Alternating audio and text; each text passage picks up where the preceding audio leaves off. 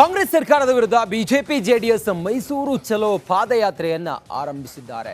CM Siddaramaiah ವಿರುದ್ಧ ನಗಾರಿ ಬಾರಿಸಿರುವ ಮೈತ್ರಿ ಪಡೆ ಸರ್ಕಾರವನ್ನ ಇಕ್ಕಟ್ಟಿಗೆ ಸಿಲುಕಿಸಲು ಮುಂದಾಗಿದೆ.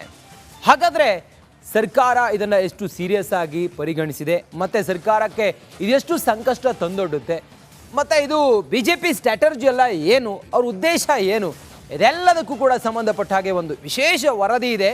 ಬನ್ನಿ ನೋಡೋಣ.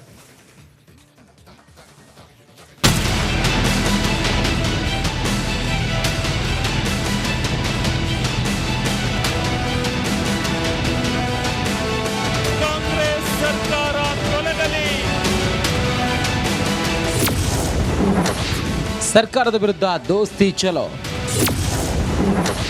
ಪಾದಯಾತ್ರೆಗೆ ದಳಪತಿ ಬಿಎಸ್ವೈ ಚಾಲನೆ. ಮೂಡಾ ಸೈಟ್ ಕೇಸ್ ಕಾಂಗ್ರೆಸ್ ಸರ್ಕಾರಕ್ಕೆ ಉರುಳಾಗಿ ಮಾರ್ಪಟ್ಟಿದೆ. ಬಿಜೆಪಿ ಜೆಡಿಎಸ್ ನಾಯಕರು ಈ ಸೈಟ್ ಹಗರಣವನ್ನ ಅಸ್ತ್ರವನ್ನಾಗಿ ಮಾಡಿಕೊಂಡು ಸಿದ್ದು ಸರ್ಕಾರವನ್ನ ಕಟ್ಟಿಹಾಕಲು ಮುಂದಾಗಿದ್ದಾರೆ. ಮೂಡಾ ಅಕ್ರಮದ ವಿರುದ್ಧ ಬಿಜೆಪಿ ಜೆಡಿಎಸ್ ರಣಕಹಳೆ ಮೊಳಗಿಸಿದ್ದಾರೆ. ಮೂಡಾದಿಂದ ಸಿಎಂ ಸಿದ್ದರಾಮಯ್ಯ ಕುಟುಂಬಕ್ಕೆ ಅಕ್ರಮವಾಗಿ 14 ನಿವೇಶನಗಳನ್ನು ಹಂಚಲಾಗಿದೆ ಎಂಬ ಆರೋಪ ಬಿಜೆಪಿ ಜೆಡಿಎಸ್ಗೆ ಬ್ರಹ್ಮಾಸ್ತ್ರವಾಗಿದೆ. ಈ ಹಗರಣದ ಆರೋಪವನ್ನು ಮುಂದಿಟ್ಟು ಎಂದಿನಿಂದ ದೋಸ್ತಿ ಪಕ್ಷಗಳು ಬೆಂಗಳೂರಿನಿಂದ ಮೈಸೂರಿಗೆ ಬೃಹತ್ ಪಾದಯಾತ್ರೆ ಹಮ್ಮಿಕೊಂಡಿದ್ದು, ನಗಾರಿ ಬಾರಿಸುವ ಮೂಲಕ ಪಾದಯಾತ್ರೆಗೆ ಕುಮಾರಸ್ವಾಮಿ ಮತ್ತು ಯಡಿಯೂರಪ್ಪ ಚಾಲನೆ ನೀಡಿದರು.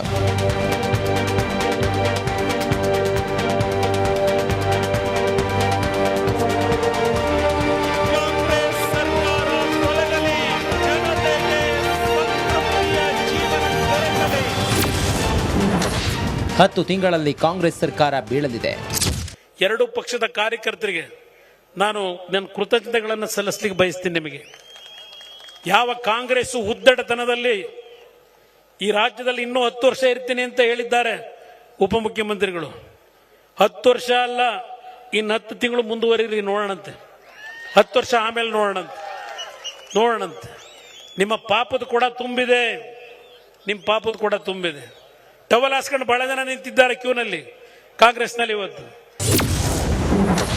ಪಾದಯಾತ್ರೆ ಅಂತ್ಯದೊಳಗೆ ಸಿಎಂ ರಾಜೀನಾಮೆ. ಅವರು ರಾಜೀನಾಮೆ ಕೊಡಬೇಕು ಅಂತ ಒತ್ತಾಯ ಮಾಡಿ ವಿಜಯೇಂದ್ರ ಅವರ ನೇತೃತ್ವದಲ್ಲಿ ಉಳಿದೆಲ್ಲ ಮುಖಂಡರ ನೇತೃತ್ವದಲ್ಲಿ ಪಾದಯಾತ್ರೆ ಮಾಡ್ತಾ ಇದ್ದೇವೆ. ನಾವು ಮೈಸೂರಿಗೆ ತಲುಪೋದ್ರೊಳಗಾಗಿ ಅವರು ರಾಜೀನಾಮೆ ಕೊಡುವಂಥದ್ದು ಅನಿವಾರ್ಯ ಆಗುತ್ತೆ. ಗೌರವಯುತವಾಗಿ ರಾಜೀನಾಮೆ ಕೊಟ್ಟು ಹೋಗಬೇಕು ಅಂತೇಳಿ ನಾನು ಈ ಹಾಲಿ ಮುಖ್ಯಮಂತ್ರಿ ಒತ್ತಾಯ ಮಾಡಿದ್ದೆ.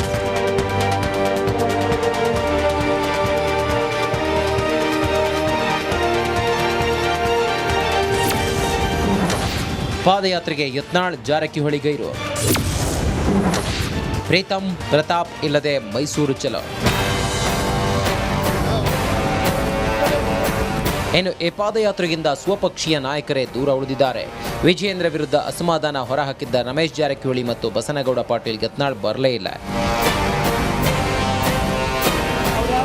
ಮೂಡಾ ಹಗರಣಕ್ಕಿಂತ ವಾಲ್ಮೀಕಿ ನಿಗಮದ ಹಗರಣ ದೊಡ್ಡದು. ಇದನ್ನು ಖಂಡಿಸಿ ಕೂಡಲ ಸಂಗಮದಿಂದ ಬಳ್ಳಾರಿವರೆಗೆ ಪಾದಯಾತ್ರೆ ಸಿದ್ಧರಿದ್ದೇವೆ ಎಂದು ಶಾಸಕ ರಮೇಶ್ ಜಾರಕಿಹೊಳಿ ಬಹಿರಂಗವಾಗಿ ಹೇಳಿದರು. ಸಿಎಂ ಬದಲಾವಣೆಗಿಂತ ಸರ್ಕಾರವನ್ನೇ ಬದಲಿಸಬೇಕು ಎಂದು ಯತ್ನಾಳ್ ಹೇಳಿದರು. ಇದರ ಜೊತೆಗೆ ಪ್ರೀತಂ ಗೌಡ ಹಾಗೂ ಮಾಜಿ ಸಂಸದ ಪ್ರತಾಪ್ ಸಿಂಹ ಪಾದಯಾತ್ರೆಯಿಂದ ದೂರವಾಗಿಯೇ ಉಳಿದಿದ್ದಾರೆ. ಕಾಂಗ್ರೆಸ್ ಜನಾಂದೋಲನಕ್ಕೆ ವಿಜಯೇಂದ್ರ ಕಿಡಿ. ಇನ್ನು ಒಂದು ಕಡೆ ಬಿಜೆಪಿ ಜೆಡಿಎಸ್ ಪಾದಯಾತ್ರೆ ನಡೆಸಿದ್ರೆ, ಅತ್ತ ಕಾಂಗ್ರೆಸ್ ಕೂಡ ಜನಾಂದೋಲನ ಸಮಾವೇಶ ನಡೆಸಿದೆ. ಇದರ ವಿರುದ್ಧ ಬಿಜೆಪಿ ರಾಜ್ಯಾಧ್ಯಕ್ಷ ವಿಜಯೇಂದ್ರ ಗುಡುಗಿದ್ದಾರೆ. ಕಾಂಗ್ರೆಸ್ ಅವ್ರದ್ದು ಪಶ್ಚಾತ್ತಾಪದ ಯಾತ್ರೆ. ಅವ್ರದ್ದು ಕಾಂಗ್ರೆಸ್ ಅವರು ಏನು ಯಾತ್ರೆ ಹೊರಟಿದ್ದಾರೆ, ಸಭೆಗಳು ಮಾಡ್ತಿದ್ದಾರೆ, ಅದು ಪಶ್ಚಾತ್ತಾಪದ ಯಾತ್ರೆ. ಅದು ನಮ್ಮ ಏನು ಭ್ರಷ್ಟಾಚಾರಿತ ಆಡಳಿತನ ಕೊಡ್ತೇವೆ ಅಂತೇಳಿ ಭರವಸೆ ಕೊಟ್ಟಿದ್ರು. ನಿಮ್ಮ ಭರವಸೆಯನ್ನು ಈಡೇರಿಸೋದಕ್ಕೆ ಸಾಧ್ಯ ಆಗಿಲ್ಲ ಅನ್ನೋ ಒಂದು ಪಶ್ಚಾತ್ತಾಪದ ಕಾರ್ಯಕ್ರಮ ಕಾಂಗ್ರೆಸ್. ಸಂಪೂರ್ಣವಾಗಿ ಎರಡೂ ಪಕ್ಷದ ಕಾರ್ಯಕರ್ತರ ಜೊತೆ ನಾವೆಲ್ಲರೂ ಹೆಜ್ಜೆ ಹಾಕ್ತೀವಿ. ಸಂಪೂರ್ಣವಾಗಿ ಎರಡೂ ಪಕ್ಷದ ಕಾರ್ಯಕರ್ತರ ಜೊತೆ ನಾವೆಲ್ಲರೂ ಹೆಜ್ಜೆ ಹಾಕ್ತೀವಿ. ಒಟ್ಟಿನಲ್ಲಿ ಮೈತ್ರಿ ನಾಯಕರು ಕಾಂಗ್ರೆಸ್ ಸರ್ಕಾರದ ವಿರುದ್ಧ ಕಹಳೆ ಮೊಳಗಿಸಿದ್ದು, ನಾಳೆಯ ಪಾದಯಾತ್ರೆ ಮತ್ತಷ್ಟು ಮಹತ್ವ ಪಡೆದುಕೊಂಡಿದೆ. Bureau report, republic Kannada. Congress ಸರ್ಕಾರದ ವಿರುದ್ಧ ಬಿಜೆಪಿ ಜೆಡಿಎಸ್ ಮೈಸೂರು ಚಲೋ ಪಾದಯಾತ್ರೆಯನ್ನ ಆರಂಭಿಸಿದ್ದಾರೆ. ಸಿಎಂ ಸಿದ್ದರಾಮಯ್ಯ ವಿರುದ್ಧ ನಗಾರಿ ಬಾರಿಸಿರುವ ಮೈತ್ರಿ ಪಡೆ ಸರ್ಕಾರವನ್ನ ಇಕ್ಕಟ್ಟಿಗೆ ಸಿಲುಕಿಸಲು ಮುಂದಾಗಿದೆ. ಹಾಗಾದ್ರೆ ಸರ್ಕಾರ ಇದನ್ನ ಎಷ್ಟು ಸೀರಿಯಸ್ ಆಗಿ ಪರಿಗಣಿಸಿದೆ, ಮತ್ತೆ ಸರ್ಕಾರಕ್ಕೆ ಇದೆಷ್ಟು ಸಂಕಷ್ಟ ತಂದೊಡ್ಡುತ್ತೆ, ಮತ್ತೆ ಇದು ಬಿಜೆಪಿ ಸ್ಟ್ರಾಟಜಿ ಎಲ್ಲ ಏನು, ಅವ್ರ ಉದ್ದೇಶ ಏನು, ಇದೆಲ್ಲದಕ್ಕೂ ಕೂಡ ಸಂಬಂಧಪಟ್ಟ ಹಾಗೆ ಒಂದು ವಿಶೇಷ ವರದಿ ಇದೆ, ಬನ್ನಿ ನೋಡೋಣ.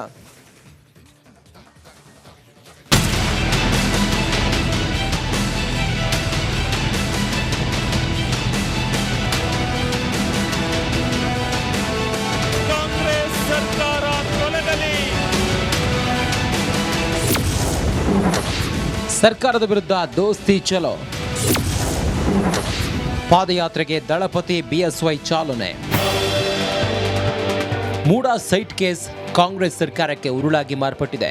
ಬಿಜೆಪಿ ಜೆಡಿಎಸ್ ನಾಯಕರು ಈ ಸೈಟ್ ಹಗರಣವನ್ನ ಅಸ್ತ್ರವನ್ನಾಗಿ ಮಾಡಿಕೊಂಡು ಸಿದ್ದು ಸರ್ಕಾರವನ್ನ ಕಟ್ಟಿಹಾಕಲು ಮುಂದಾಗಿದ್ದಾರೆ. ಮೂಡಾ ಅಕ್ರಮದ ವಿರುದ್ಧ ಬಿಜೆಪಿ ಜೆಡಿಎಸ್ ರಣಕಹಳೆ ಮೊಳಗಿಸಿದ್ದಾರೆ. ಮೂಡಾದಿಂದ ಸಿಎಂ ಸಿದ್ದರಾಮಯ್ಯ ಕುಟುಂಬಕ್ಕೆ ಅಕ್ರಮವಾಗಿ 14 ನಿವೇಶನಗಳನ್ನು ಹಂಚಲಾಗಿದೆ ಎಂಬ ಆರೋಪ ಬಿಜೆಪಿ ಜೆಡಿಎಸ್ಗೆ ಬ್ರಹ್ಮಾಸ್ತ್ರವಾಗಿದೆ.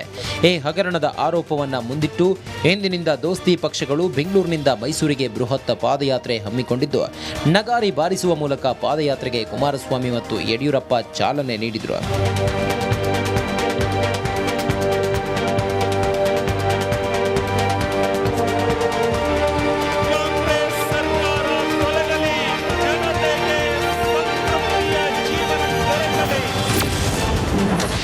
ಹತ್ತು ತಿಂಗಳಲ್ಲಿ ಕಾಂಗ್ರೆಸ್ ಸರ್ಕಾರ ಬೀಳಲಿದೆ.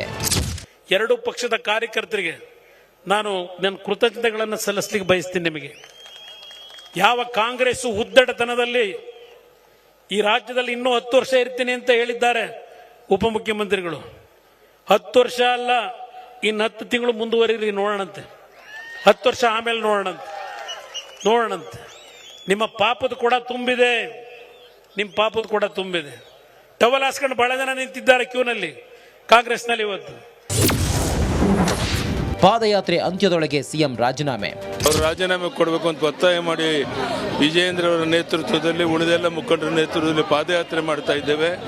ನಾವು ಮೈಸೂರಿಗೆ ತಲುಪೋದ್ರೊಳಗಾಗಿ ಅವರು ರಾಜೀನಾಮೆ ಕೊಡುವಂಥದ್ದು ಅನಿವಾರ್ಯ ಆಗುತ್ತೆ. ಗೌರವಯುತವಾಗಿ ರಾಜೀನಾಮೆ ಕೊಟ್ಟು ಹೋಗಬೇಕು ಅಂತೇಳಿ ನಾನು ಈ ಹಾಲಿ ಮುಖ್ಯಮಂತ್ರಿ ಒತ್ತಾಯ ಮಾಡಿದ್ದೆ.